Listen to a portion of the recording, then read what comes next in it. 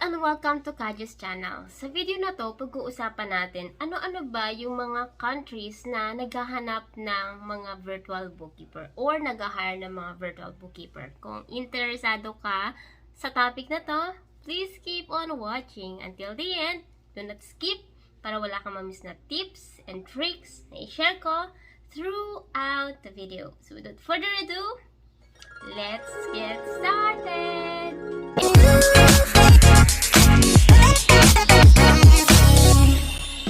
Kung bago ka lang sa channel na to, I'm Kaji, virtual assistant, executive assistant, bookkeeper, accountant. So kahit anong work, pinapasok ko, basta't online.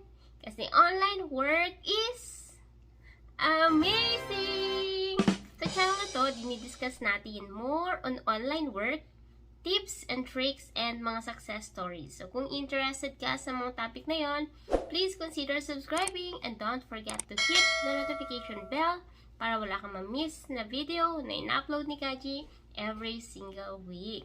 Sa mga online platform na pinupuntahan natin on a daily basis, meron tayong iba't ibang countries dyan na makikita, okay? Especially sa Upwork, onlinejobs.ph, virtualstaff.ph, Fiverr, ayan, iba't iba yung country na makikita natin dyan. Pero ngayon, pag-uusapan natin, ano ba yung top 10 na country na naghahanap ng mga virtual bookkeeper.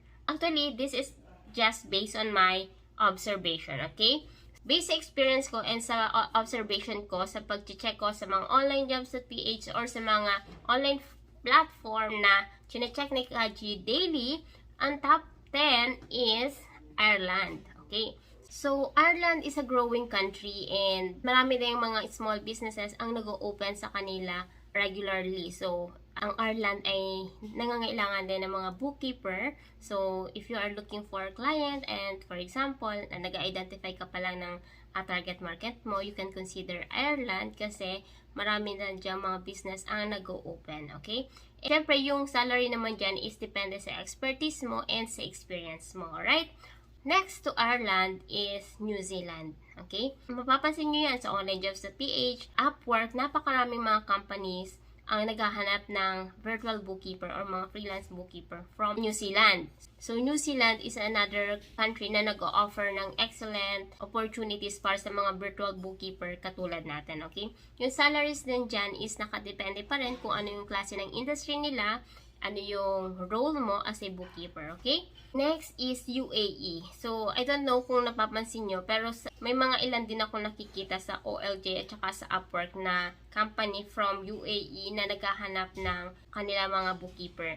So, ang UAE kasi is also a growing company and marami pa rin mga business, small and startup business ang nag-open dyan. So, ganun pa rin. Yung salary is nakadepende dun sa niche, sa kanilang industry, and sa role mo, sa expertise mo, and sa experience na meron ka. Alright? Another country na nag-hire din ng mga virtual bookkeeper is Hong Kong. So, I don't know kung nakikita nyo, pero maraming company sa Hong Kong ang nag-open din ng mga bookkeeping firm. Ayan. So, nag-hire din sila ng mga virtual bookkeeper para ma-help sila sa kanilang business. Hindi lang bookkeeping firm ang nag-open sa Hong Kong.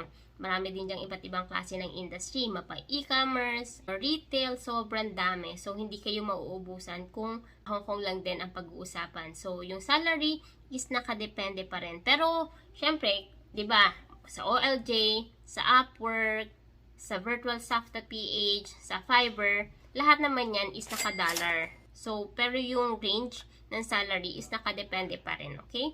Sa role mo and sa expertise mo, alright?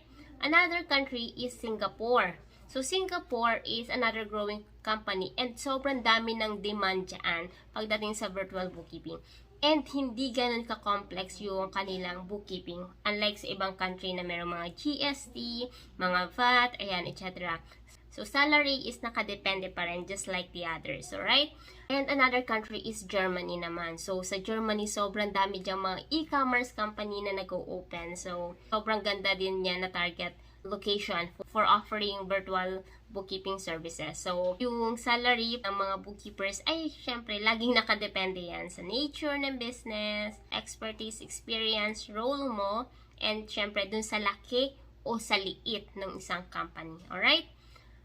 Another company is Switzerland. So, meron din akong mga ilan na nakikita na company na naghahanap ng bookkeeper from Switzerland. So, sobrang dami din na mga company nag-open dyan. And karamihan e-commerce. Yung napapansin ko, I don't know, pero or dahil lang ba nakafocus ako sa e-commerce, kaya yun yung nakikita ko. Pero for sure, may mga company na from Switzerland na naghahanap talaga ng virtual bookkeeper. Alright? Another company is Canada. So, Canada is sobrang ganda. Sa Canada, everyday may nakikita ako sa OLJ at saka sa Upwork. So, sobrang daming companies na nag-open and yung mga existing na naghahanap pa rin ng mga virtual bookkeeper. Alright? Another country is United Kingdom. Sobrang ganda kung United Kingdom. Actually, top 3 siya kung bibilangin natin. Okay? So, sa United Kingdom, ang maganda kasi dyan, mas i-convert mo yung pound sa peso. Sobrang laki ng value niya. So, maganda maghanap ng mga clients sa United Kingdom. Yun nga lang, medyo complex din yung kanilang bookkeeping kasi meron silang mga VAT na fina-file.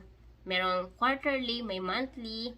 Tapos, depende pa yung VAT nila kung ano yung klase ng product yung binibenta mo. Just like dito sa Pilipinas, okay?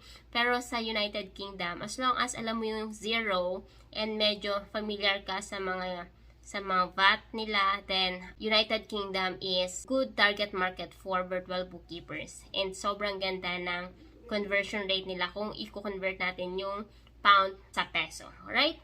Next is Australia. So sa Australia, kung mapapansin nyo sa OLJ, Upwork, maraming nag-hire sa kanila ng mga virtual bookkeeper.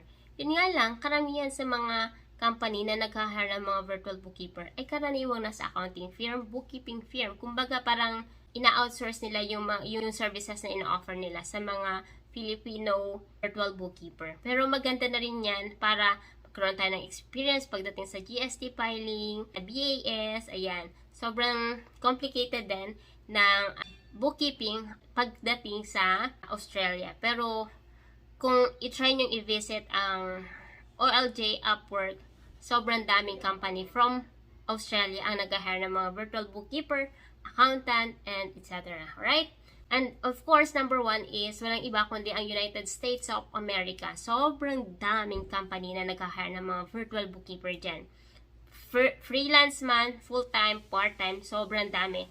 And yun nga lang, kailangan kapag ang target market mo ay America, you have to focus sa QuickBooks na accounting software kasi QuickBooks yung madalas na ginagamit ng mga companies diyan. Kasi yung QuickBooks is US-based na software, so yung madalas na ginagamit nila. Unlike sa United Kingdom na ang gamit ay zero.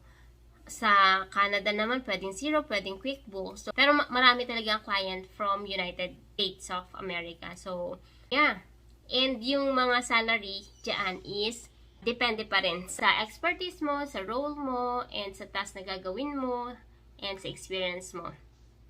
Kahit galing sila sa iba't ibang country, kung mapapansin nyo sa mga onlinejobs.ph, sa Upwork, Fiverr, isa pa rin yung currency na kung nilalagay nila dun sa job post, which is US dollar.